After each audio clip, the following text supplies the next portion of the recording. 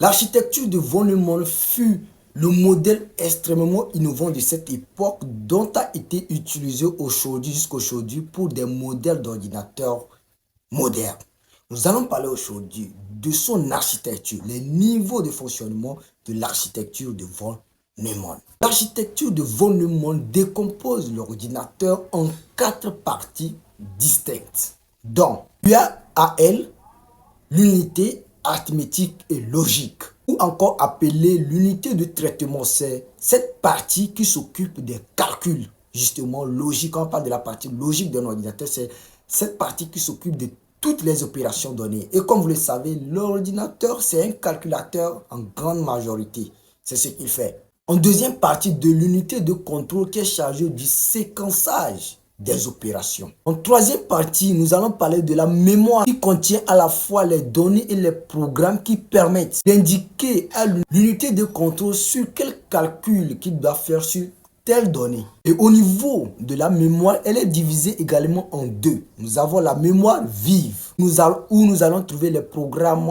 en cours ou en plein fonctionnement lorsque l'ordinateur est allumé. Et la mémoire de masse, justement là nous allons trouver les programmes et données de base de la machine. Et en quatrième partie, nous allons avoir les dispositifs d'entrée et de sortie qui permettent d'envoyer l'information à l'ordinateur et tout ça. Et c'est là nous allons parler des claviers et tout ça. Nous allons plus entrer en détail lorsque nous allons toucher chacun de ces éléments de l'architecture de von Neumann. Les 4 parties de l'architecture de von Neumann sont très importantes à comprendre dans le fonctionnement réel d'un ordinateur moderne que nous avons aujourd'hui. Les 4 parties dont nous allons parler aujourd'hui sont premièrement l'unité arithmétique et logique appelée communément UAL qui s'occupe justement des calculs de base, c'est lui qui s'occupe de toute la partie logique et calcul. Ensuite, nous descendons dans la deuxième étape qui est là, l'unité de contrôle. C'est lui qui s'occupe de toute la séquençage. Donc, c'est lui qui s'occupe du séquençage des opérations qui doivent être effectuées au niveau de l'UAL. Ensuite, nous descendons au troisième niveau où nous avons la mémoire qui contient là des données dont, et là, c'est là où comment là-bas le fonctionnement se passe. Là, l'ordinateur se dit, c'est quelle donnée qui doit passer avant l'autre. On avait parlé de l'autre, le séquençage, mais arrivé d'ici, il donne l'ordre à voir qui passe avant l'autre. Oui, c'est ça, telle donnée avant l'autre. Et là aussi, nous avons 2 types de mémoire. Nous avons la mémoire morte et la mémoire vive. Dans la mémoire morte où se trouvent les programmes de base et dans la mémoire morte c'est là où se trouvent des programmes en plein fonctionnement et tout ça c'est la mémoire vive. Et en quatrième position nous avons les unités d'entrée et de sortie qui permettent justement une communication parfaite avec le monde extérieur de l'ordinateur. Donc nous avons les claviers et tout ça dont nous allons vraiment aller en détail dans la suite de nos épisodes de l'architecture et technologie des ordinateurs. Tu veux comprendre comment fonctionne réellement un ordinateur moderne que nous appelons aujourd'hui PC, laptop et tout ce que tu connais. Déjà, lorsque tu es sur ton clavier, tu tapes quelque chose, en ce moment tu es en train d'entrer une donnée avec les unités d'entrée. Il y a une sortie qui t'est restituée sur l'écran où tu es en train de voir l'information. Avant le processus entre l'entrée de l'information et la sortie de l'information que tu vois sur l'écran, il y a un mécanisme qui s'opère. Et ce mécanisme est expliqué dans l'architecture de von Neumann. Là, nous avons 3 niveaux qui vont être implémentés à ce niveau. Nous avons premièrement l'unité arithmétique et logique qui interviendra pour essayer d'effectuer des calculs de base au niveau du processeur. Oui, c'est lui qui s'occupe de cette partie. Ensuite, nous avons cette unité de contrôle qui s'occupe du séquençage des opérations de base de l'unité arithmétique et logique. Donc, lui s'occupe du séquençage, justement. Et en troisième niveau, nous avons justement les mémoires. Là, intervient pour stocker les programmes et voir quel programme doit venir avant l'autre. Justement, c'est ce qui se passe. Et au niveau des mémoires, nous avons justement 2 types de mémoire qui fonctionnent à ce niveau. Et nous avons la mémoire vive et la mémoire morte. La mémoire vive, c'est elle qui conserve justement les programmes ouverts, les programmes en cours de fonctionnement. Lorsque tu ouvres ton ordinateur, il y a des programmes en cours de fonctionnement. C'est la mémoire vive qui s'occupe de les gérer. C'est lui qui les gère. Et la mémoire morte, elle s'occupe de quoi?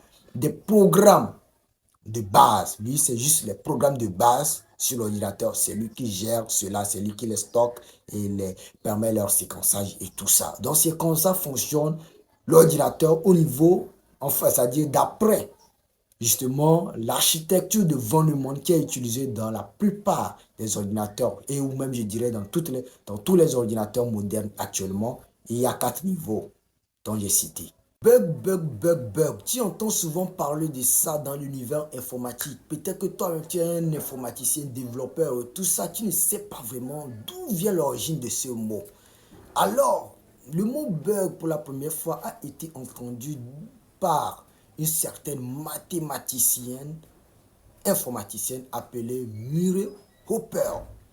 Qu'est-ce qui est arrivé? Elle a appelé ça un bug. Elle a retrouvé justement un papillon dans le programme qu'ils étaient en train de fonctionner, qui travaillait dans la machine dont ils étaient en train de travailler avec. Et cette machine a été bloquée. Et elle a décidé d'appeler tout ce qui bloque un programme informatique étant un bug. Et ici, elle fut la deuxième femme dans l'univers informatique. Depuis que nous parlons des pionniers en informatique, c'est la deuxième femme justement à pouvoir contribuer ou apporter quelque chose dans le domaine informatique après celle de Ada Lovelace. Bug, bug. Tu entends souvent parler de ça dans l'univers informatique et tu te demandes pourquoi on dit bug, bug. Déjà, l'historique derrière cela est ceci. Bug d'abord signifie bestiole en anglais. Et je vais vous dire clairement que c'était un beau matin, peut-être un beau matin, je ne sais pas, c'est moi qui invente l'histoire. La mathématicienne et informaticienne Murray Hopper s'est levée et elle a vu un papillon de nuit dans leur machine, dans leur calculateur appelé Mark II dont nous avons parlé dans d'autres épisodes, je ne sais pas dans quel épisode justement. Et elle a décidé d'appeler tout système qui va bloquer un programme informatique étant justement un bug. Donc un bug, c'est tout élément ou tout système pouvant entraver le fonctionnement correct d'un ordinateur ou d'un programme informatique. C'est tout. Un bug en informatique est tout élément ou toute chose pouvant entraver le fonctionnement correct d'un programme informatique. Et cette appellation a une histoire particulière et c'était justement un papillon de nuit qui a bloqué les circuits de la machine électronique sur lesquels ils étaient en train de travailler qui s'appelait Mark II dont nous avons déjà parlé dans un épisode donné. Et donc la mathématicienne et informaticienne Murray Hopper a décidé d'appeler ainsi tout programme ou tout système pouvant entraver le fonctionnement d'un ordinateur étant un bug. Donc c'est là vraiment vient le mot ou l'origine du bug. C'est ça.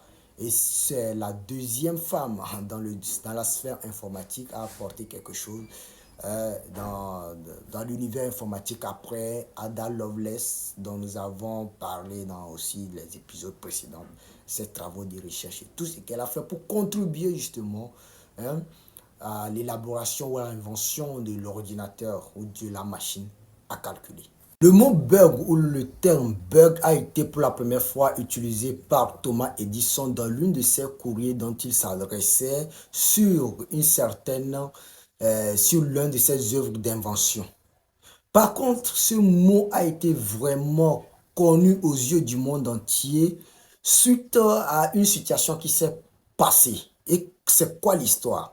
Il s'agissait d'un papillon qui a été bloqué dans la machine à calculer, dans la machine donnée dans les circuits de la machine qui s'appelait le Mark II dont nous avons déjà parlé ici.